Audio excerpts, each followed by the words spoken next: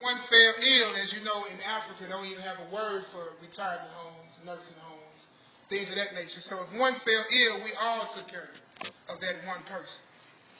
If you had a bright child in a family who immediate parents cannot afford to educate, the others will educate him. Property, especially land, will often belong to the whole extended family. And these were sometimes abused, but as a basic pattern, when enlarging and embracing as a state, this was basically the foundation of the socialistic understanding of Africa at the time. Now, I will have to talk about the history somewhat, and again, you can't get it all, but just some of the key things I saw which kind of helped with the decline of African societies. First of all, one should know that all civilizations, regardless of how great they are or seem, eventually decline for various internal or external reasons.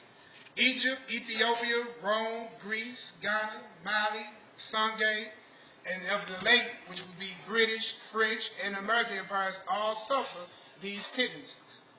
Secondly, it should be noted that the conquest and the colonization of Africa took over 400 years from the mid-1400s to the 1800s, which accumulated the partition, what we see now in Africa, by the Europeans.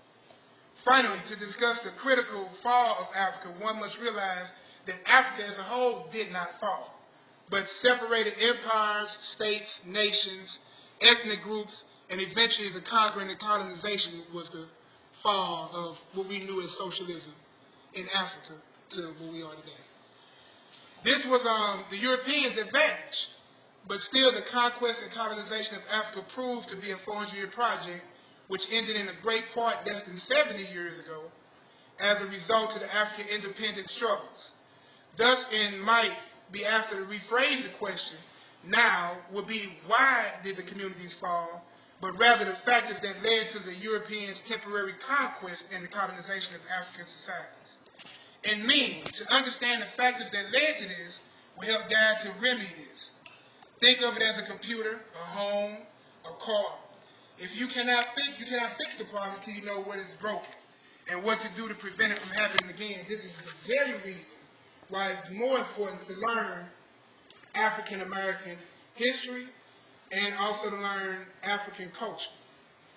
Now I will jump into what we're dealing with post-slavery, so we can cover that.